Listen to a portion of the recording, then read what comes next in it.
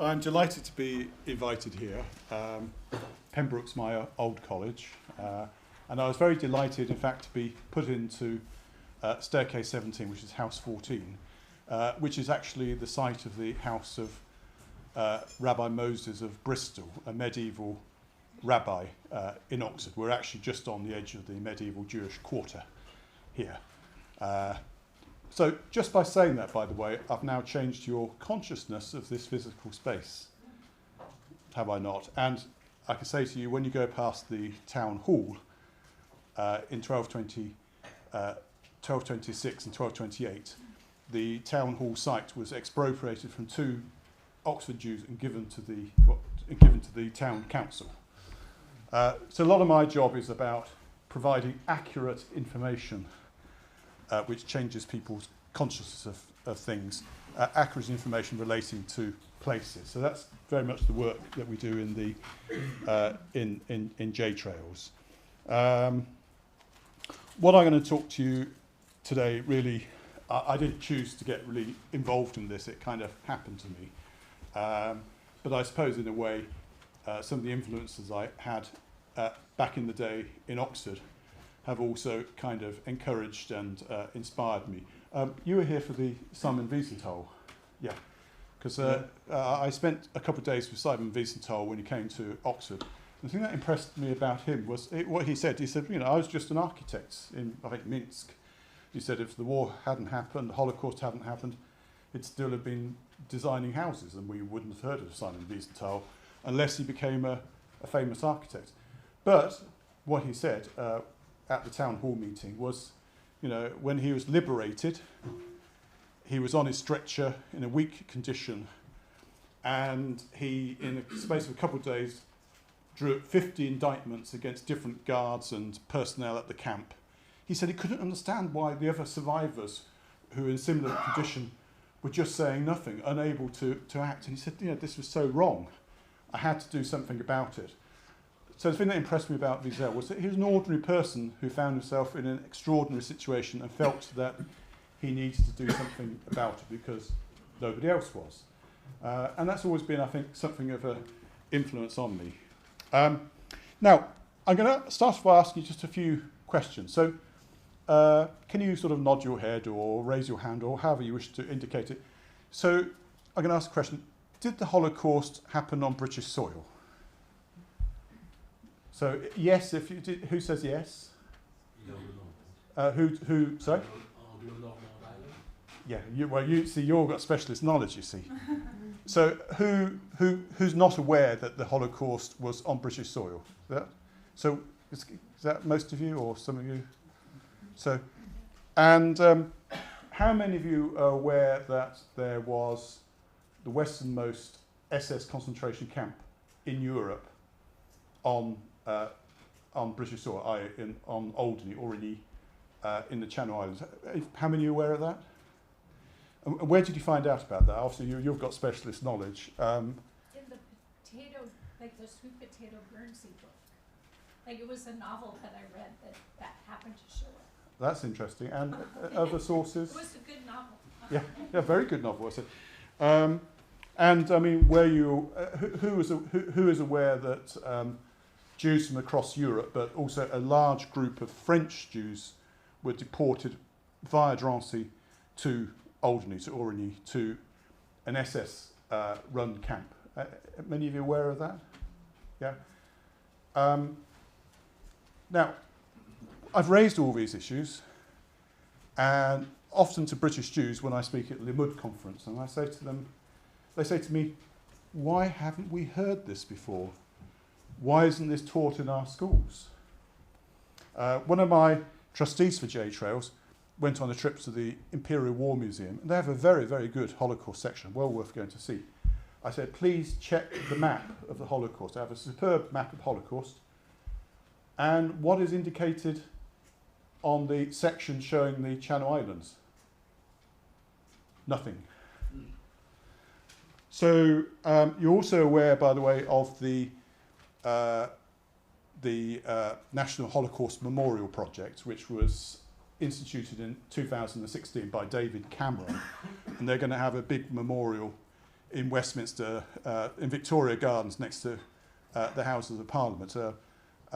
You're aware of that? That's a kind of it's a political project, really. But what I found is that the British government only wants to talk about kinder transport, Nicholas Winton, and the Windermere boys.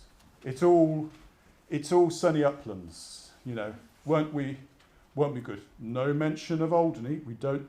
Oh, and by the way, and the rest of the Channel Islands. If you think Alderney was bad, then there was a lot else going on in the Channel Islands, in Jersey and Guernsey and Sark as well. So they've been reluctant to talk about that issue. And the reason I'm speaking today is they've just declared a public inquiry into the numbers of deaths that occurred in the Alderney camps. That has largely come about because I've been on their case about it for the last, I've been campaigning on this for the last 10 years. But because of taking the chair of the IHRA in 2024, they realised that people like me are going to make mincemeat of them for being Holocaust hypocrites. How can you take the chair of the IHRA, an internationally respected Holocaust information, when you are not talking about the Holocaust that occurred in British sovereign territory, and also you've still got secret Holocaust files? That's been the other aspect of my campaign. I've been calling for still closed files to be opened. And there was a promise made by Boris Johnson at PMQs 2 years ago. He said, "Oh yes, you know, yeah, they're ready to go. They'll be in queue by January 2021." Did they arrive? No. So this is a little bit of the background of what's going on. I mean, a lot of my work actually started with the Channel Islands back in 2009 because I was introduced to an archaeologist who was going to do a PhD on Jewish mass graves on Alderney. And Dr. Roger White, her supervisor, said to me, "You're doing very similar work." I was at that stage doing work on the camps in the Nord-Pas-de-Calais, so where a lot of Belgian Jews were sent there before them being sent via Mechelen to Auschwitz. And I used to work closely with David Shento, who died recently, but one of the survivors. And he said, this is important work she's doing. However, please dissuade her from digging up a Jewish mass grave. So then my first contact with Alderney was with the work of this archaeologist. She worked out an ethical guideline with us, with myself and the rabbis I work with, the European Committee for the Preservation of Jewish Cemeteries. They're Haredi rabbis, very good people. She agreed to a non-intrusive method of archaeological investigation. She desperately wanted a letter of recommendation from me and from the rabbis so she could work at Treblinka. And then 3 years later, I saw her documentary about investigating Treblinka, and what was she doing? She was digging into a mass grave near the gas chamber. So we were not best pleased about that. And also, she had been somewhat influenced by an anti-Semite, Holocaust denier who runs the Alderney Museum, a chap called Trevor Davenport. It is in the newspaper, so I'm not libeling him. I'm just simply saying something that actually is in print. But when she met him with me, he said to us, "If you dare mention the word Alderney, Holocaust and mass grave all in one sentence, I'll have you driven off the island." I mean, it was really nasty kind of attack. So, and unfortunately, the student concerned decided, he then told her in private to ditch the Jew, basically. And so we ended up parting companies, and she carried on with her work, and away we go. So that's a little bit of background. However, what I need to do is really just to run you through a bit of the history on Alderney, which is of considerable interest, and also some of the campaign that's gone on. I like this quote because this is all about the truth. I get very indignant about people saying things that simply are not true. Why?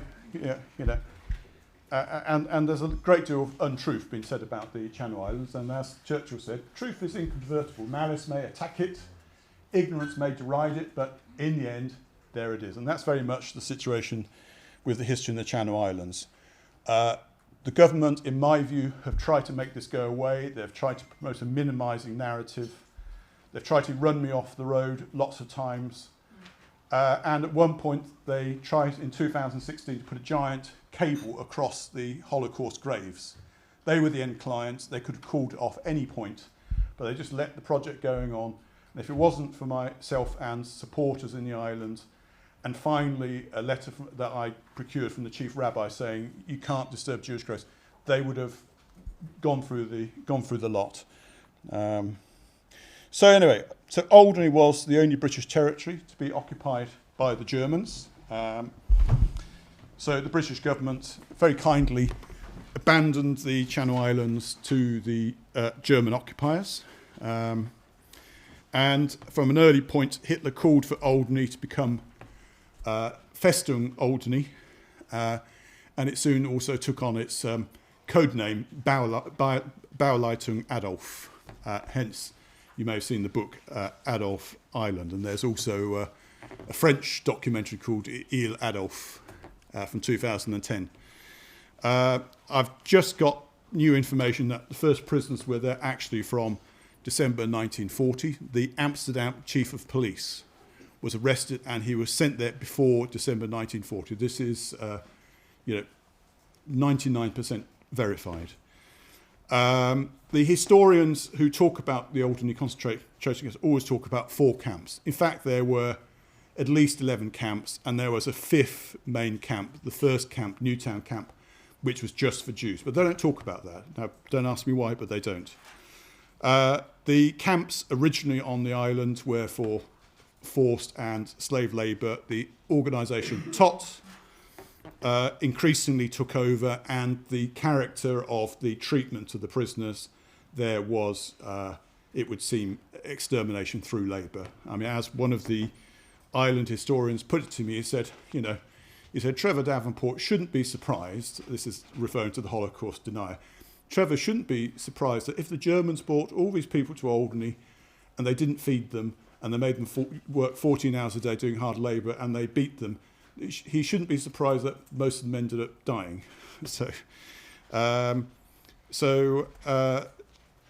There is evidence that thousands of prisoners died.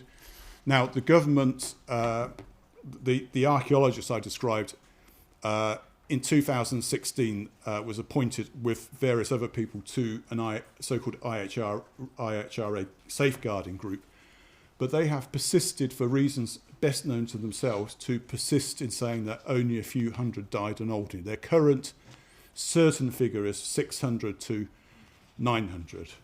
Professor Anthony Glees, who's just come back onto the radar, who was part of the war crimes investigation in 1991, was very definitive in saying that he believed that thousands perished. And many of us involved with this simply cannot understand how you can say that only under 1,000 people died when they were involved in constructing 900 concrete constructions in the most abysmal and terrible and tortuous conditions. There were slaves from 3 continents, and I would like to flag up here that there were African slaves. So there were Arabs from the French colonies, from Algeria, and also Moroccan Arabs brought in large numbers to the Channel Islands, but also there were black Africans from Senegal. I have been trying to get this onto the radar for the last 3 or 4 years. Nobody will talk about it. They'll take the hook in talking about Jews, but they won't talk about the Africans. I just cannot get it on the radar. So one of the most visible icons, I suppose, of the German occupation is the former Russian cemetery, which was claimed to have only 329 burials. Now, I should explain, at the end of the war, the CID did an initial investigation, and then MI19 came in, and they used a young Captain Panchev to compile a report, and that report ended up concluding that only Russians suffered on Alderney. There was no report on Jews or anyone else. Certainly mentions were made of Jews and so on, but the British government then expressly said that no Jews suffered on Alderney. Interestingly, the cemetery, along with the other Channel Islands cemeteries, was exhumed in 1961 as part of a treaty, and bodies were removed to a German war cemetery, which the Jews felt was a bit insulting. However, I know Ray Godian, a local fisherman who was then a teenager working as a part-time undertaker. He got into the trenches, and he told me definitively that they were only allowed to dig in a small area, and many bones were left behind. They could put their hands into the sides of the trenches, and there were still bones to be felt. And far from there just being 329 burials, he told me last year when I saw him, he actually had believed he only had 2 weeks to live at that point. He said at the end of it, they took lorry loads of bones from the cemetery in caskets. I said, did you mean just one lorry? He said, no, lorry loads. So something that doesn't quite tally. There were only 8 official Jewish graves, which were said to be of Jewish resistance fighters. But like other locations, for example, in Nord-Pas-de-Calais, at the cemetery at Dan, there are 6 Jewish graves, and many more Jews, in all actuality, died there. So there's, in my view, an element of deception involved in this. Certainly more than 8 Jews died. So a quick review of the camps. Alderney's tiny, 3.5 miles by 1.5 miles. And you can see that the SS camp, where was the SS camp gone? Yeah, the SS camp was there. You fly right over it when you fly into Alderney. Welcome to Alderney, fly over SS Lager Silt. The camp for French Jews was Lager Norderney. The original Jewish camp was Newtown. Lager Helgoland was said to be a Russian camp. British intelligence says it was a majority Jewish camp. So this is the other thing. I've read all the original documents, and the British intelligence is very specific that there were 600 Jews at an early stage in Helgoland camp. So I just cannot understand why these other historians are simply not reading the evidence as it appears if you review all of the evidence. So I mentioned, sorry?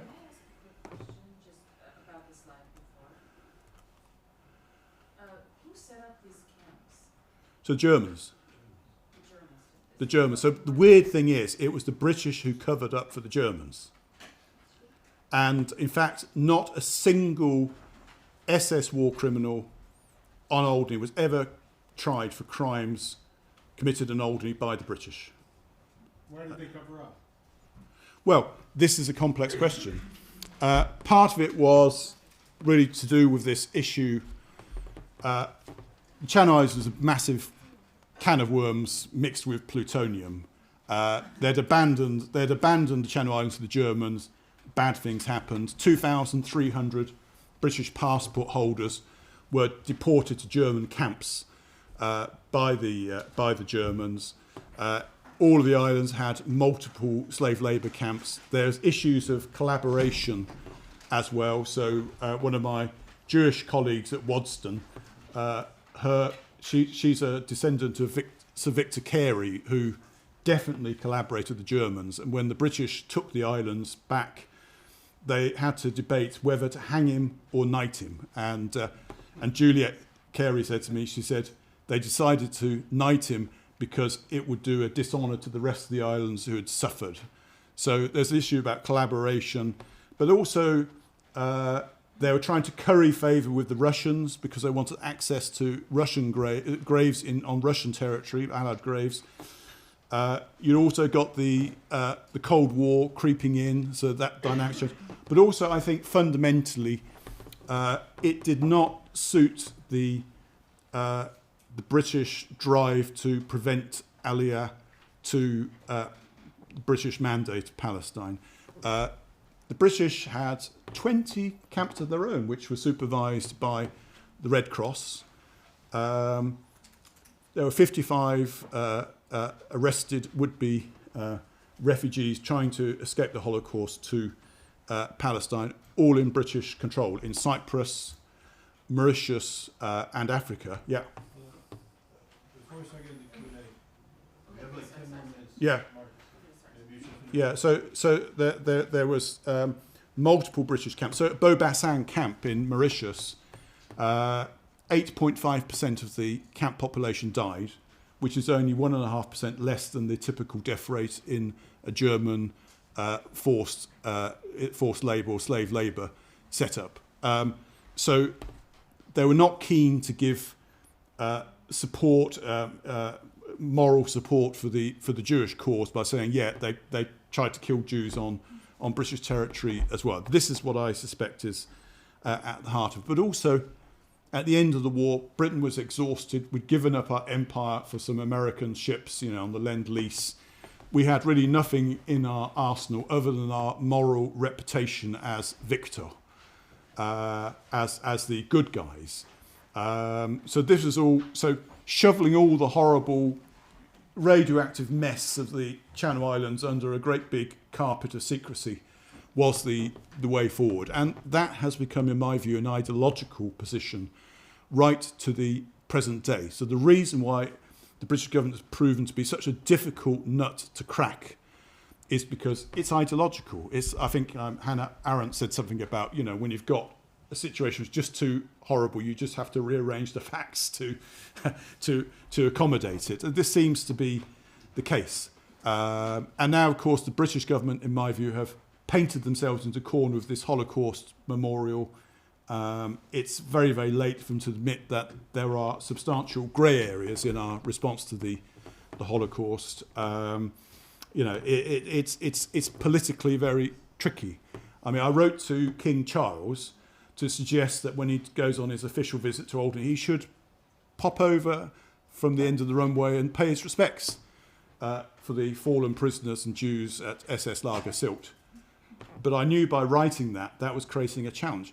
As monarch and also the sovereign in the Channel Islands, he should have been able to just do that as a matter of respect. That's what the king does. He goes and that memorialises. But I knew that his advisor would immediately say that's going to be a political problem. And that's partly also, in my view, possibly why this inquiry has been called. It's about sanitising the way so that the king can go and visit. So I'm sure that many would disagree with the views that I'm presenting. I mean, I can only tell it how I see it. But the government have tried to run me off the road. A few months back, I'd been working very intensively with a conflict artist, Piers Secunda, on his exhibition, The Holocaust on British Soil. I provided a big chunk of research for it, which was supposed to be credited. But I turned up to the exhibition and there were 50 other names credited. Mine was not on there. So I blew a storm up with him. And finally he blurted out that Lord Pickles' chief Home Office assistant, I won't mention her name, had contacted Piers and said, if you have anything to do with J-Trails, we will have nothing to do with you. Now, he wanted to get his memorial. He's been taking latex casts of the execution walls on Alderney. He wanted that to be part of the national memorial. So he wanted to do business with the IHRA. And so that was a real problem for him. But yes, so we've suspected at many points there's been this unseen hand operating, but we saw one of the most senior civil servants in the country actually telling someone that they couldn't work with a legal registered UK charity. So it's that I thought was quite shocking. Anyway, we're just flashing through more of this. Helgoland camp was described as having 600 Jews in 1944. We've just found this image of the camp. We just bought the library of Captain Pantchev. Now, I should mention that the first semi-official history of the camps was produced by THX Pantchev, who had just retired from being C. He was number two or number three in British intelligence. So would you expect secrets to be revealed in his book about the Alderney camps? Probably not. He'd signed the Official Secrets Act. The person who actually blew the lid on all of this was Solomon Steckel, an Israeli journalist in 1981 who revealed documents and evidence that the British had covered it up, and particularly allowed SS Commandant List to go and to walk free. And he also exposed a direct lie by the British government that Karl Hoffman, the island commandant, had been executed in Kiev in 1945. That was a complete fabrication, and he proved it. And what is interesting, we've got to talk later about the impact of the Eichmann trials on Britain. Now, all of this actually spun out of the Eichmann trials. So Steckel, for some reason, was in an office next to Bureau 6 of the Israeli police, who were collating the evidence in the Eichmann trial. And he says casually, oh, they came over and showed me this information about Britain. So I'm concluding that he did actually have some official role in the Eichmann trial. And certainly he was very angry and affronted by what he saw. I also strongly suspect that Mossad might well have had some hand in all of this, because Steckel, single-handedly it seems, managed to virtually burst into a meeting single-handedly with Maggie Thatcher.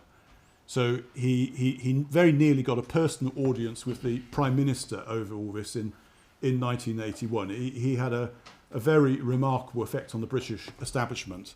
And I interpret it as a slap in the face by the Israelis, a slap in the face of the British government for hiding the Holocaust. That's my interpretation. So anyway, how are we doing for time? 5 minutes? Yeah. So there's Helgoland camp today. Those nice little concrete gateposts at the front of a neat little holiday bungalow are the gateposts of the slave labour camp. There was also a lager Borkum. Once again, the conventional historians say, oh, it was benign. It was all volunteers, paid labourers, etc.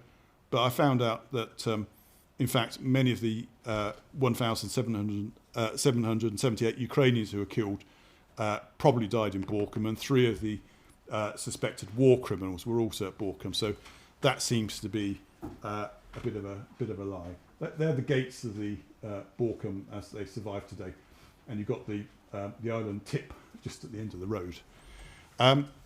Of interest in regard to the North African story, once again, historians don't tend to talk about Citadella camp, but this was a temporary transit camp for the North Africans, Moroccans, Algerians, and North African Jews who were brought to Alderney. They wired off these houses in the town, and then they distributed the prisoners to various camps, both on Alderney and elsewhere on the Channel Islands. But it is very, very important, I think, to point out that Jews were suffering alongside North African Arabs, Muslims, and Muslims who were being also killed. One of them examples was crucified on the gates of Lager Sylt.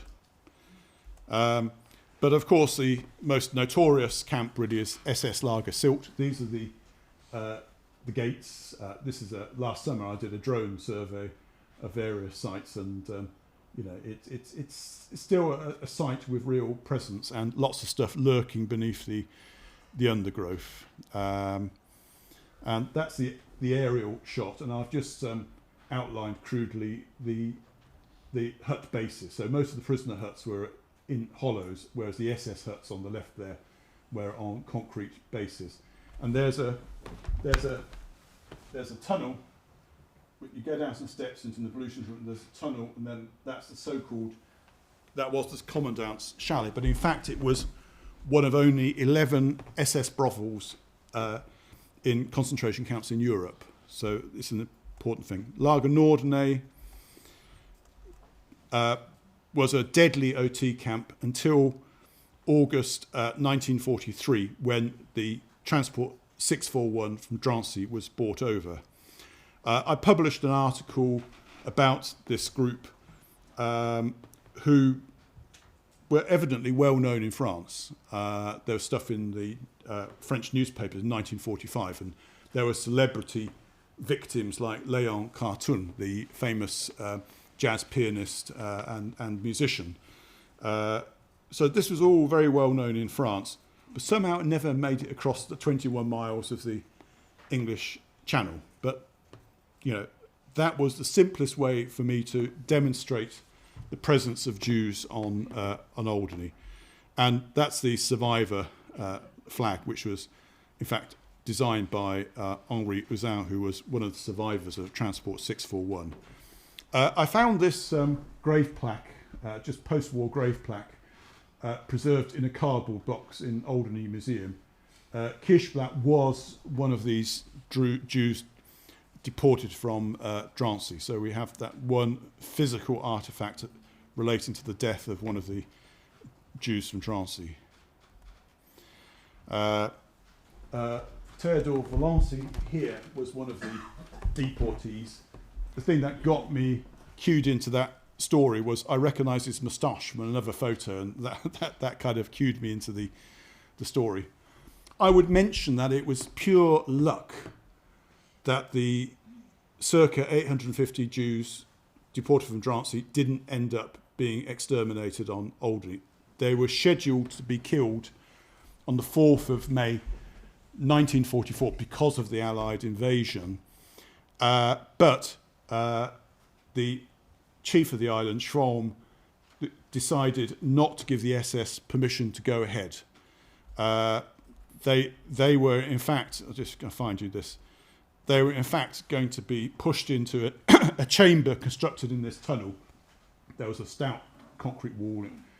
And whilst the story is well known, what's put about is that it was an asphyxiation. They were going to be asphyxiated in there or possibly shot. But official French reports in 1945 state that it was actually going to be used as a gas chamber. And two of the statesmen of Jersey found Zyklon B gas canisters lurking in a storeroom nearby in the 1970s and hastily buried them. But there's a few pictures of the site. So that, by the way, is now a holiday campsite.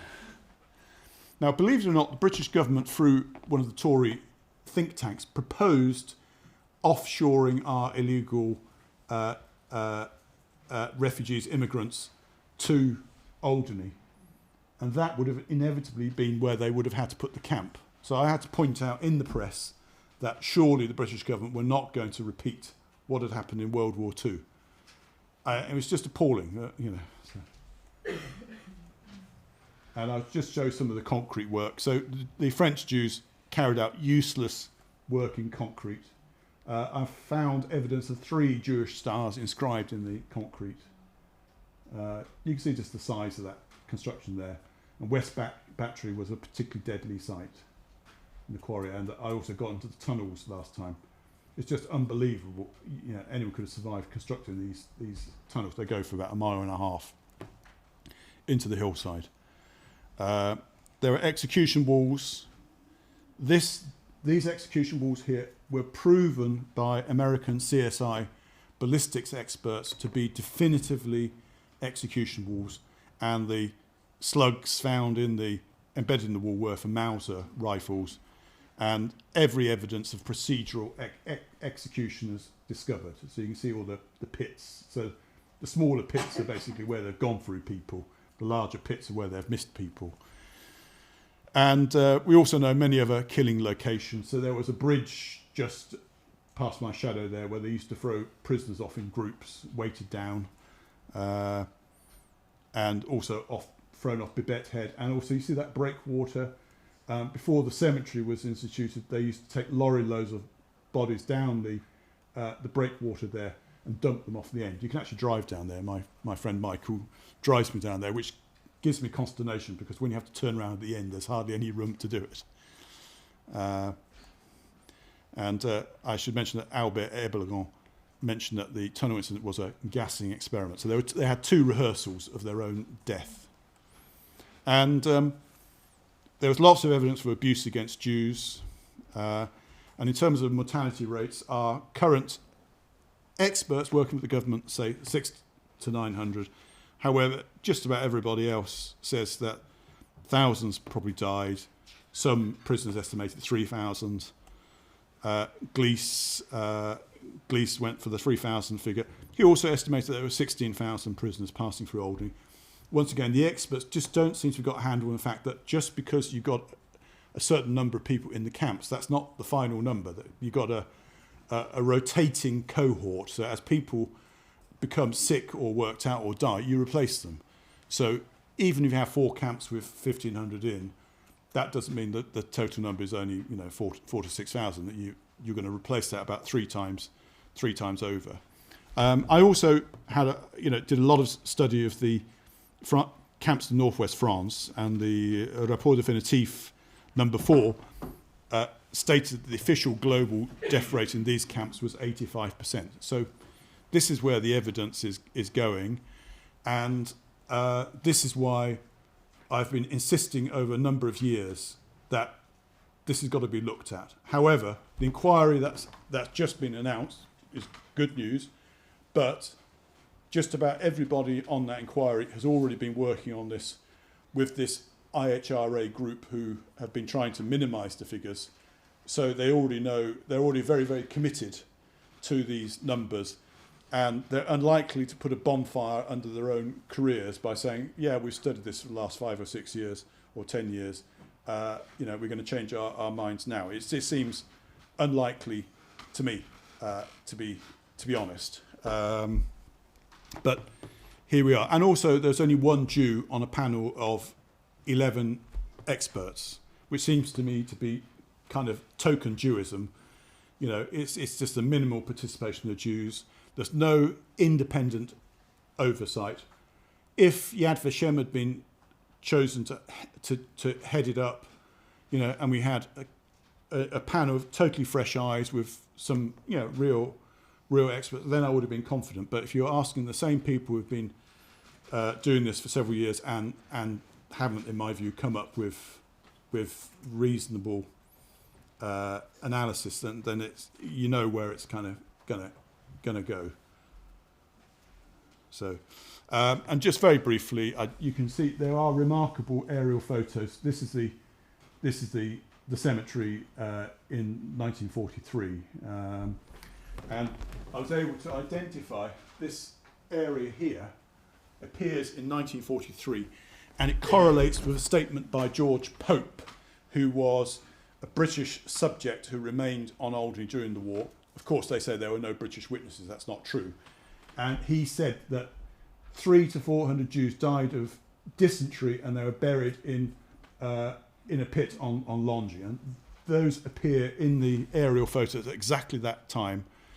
And I did some aerial drone photogrammetry to have a look at this. So this is from a 3D photogrammetry model, which helps you see things. So you can see all these parch marks from last year.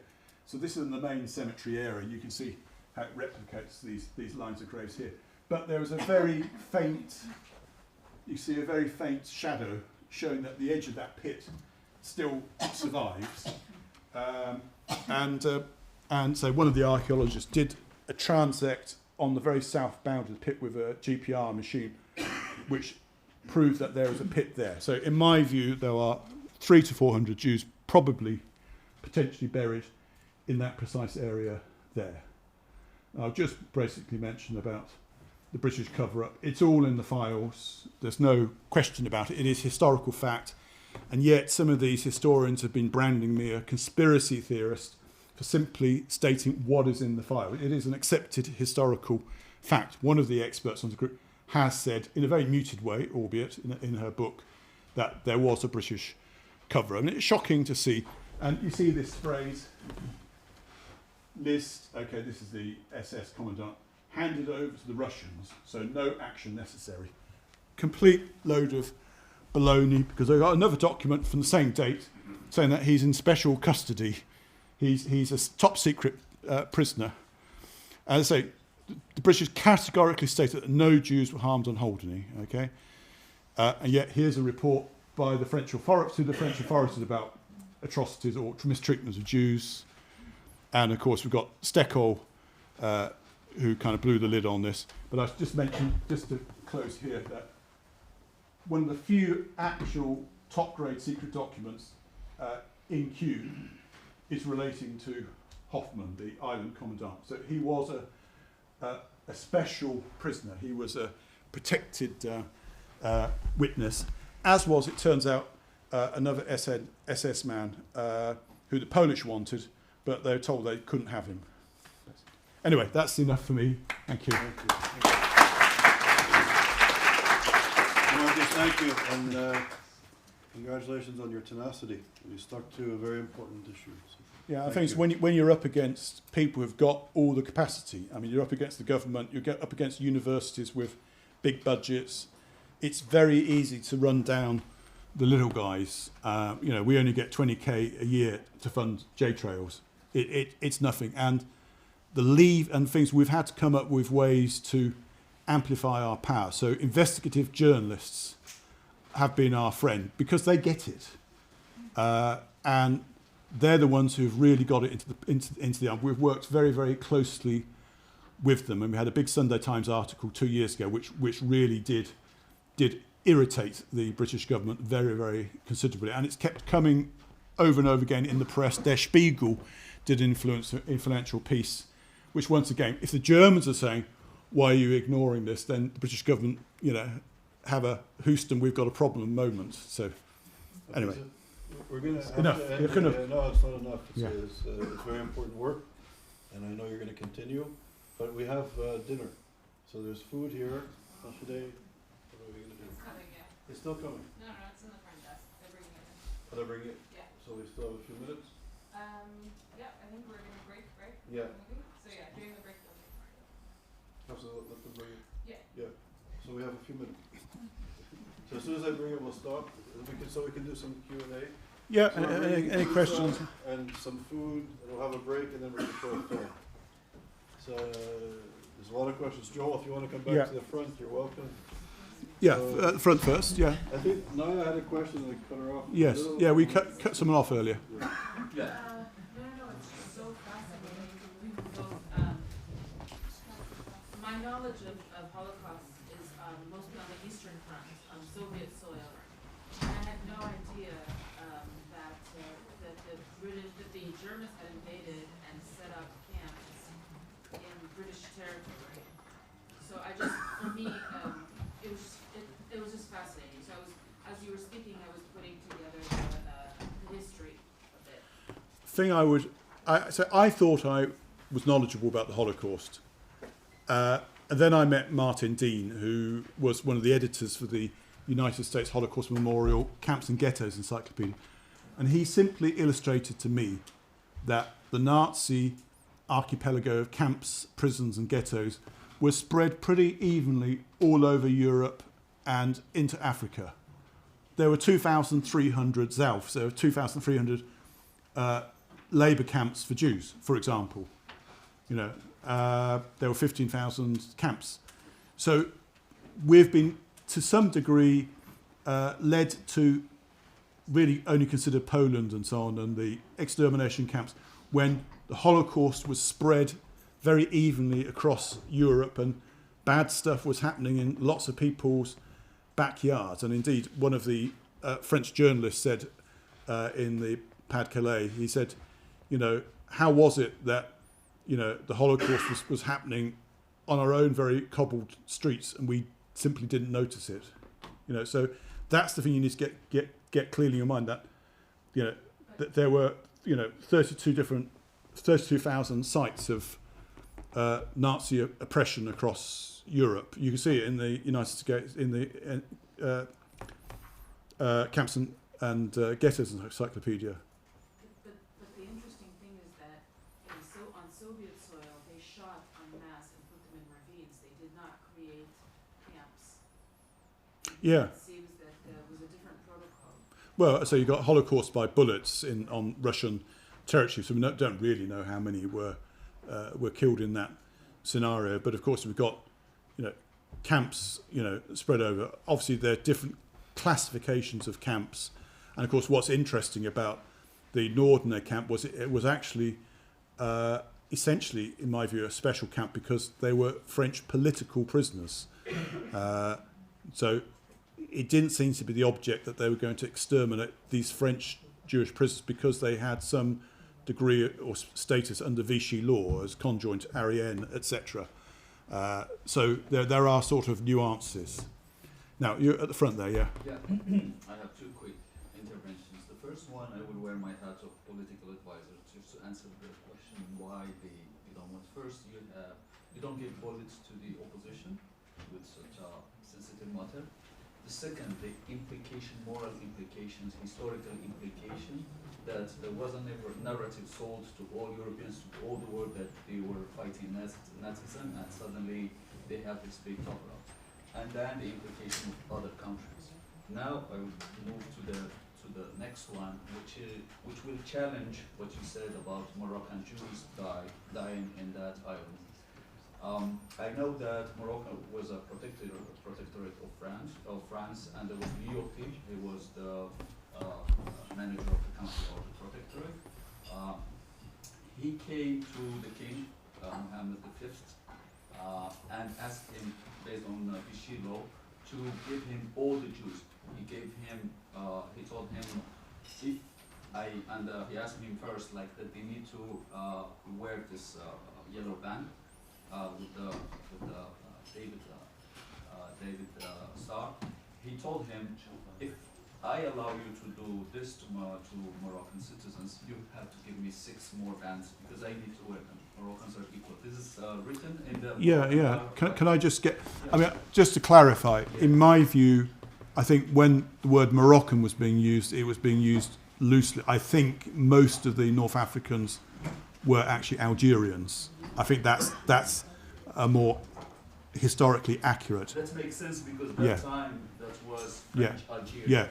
Yeah. So basically the reach of the French Republic sort of empire is pretty much the template for where a lot of these prisoners came from. And yeah. Anyway, someone else. No, I think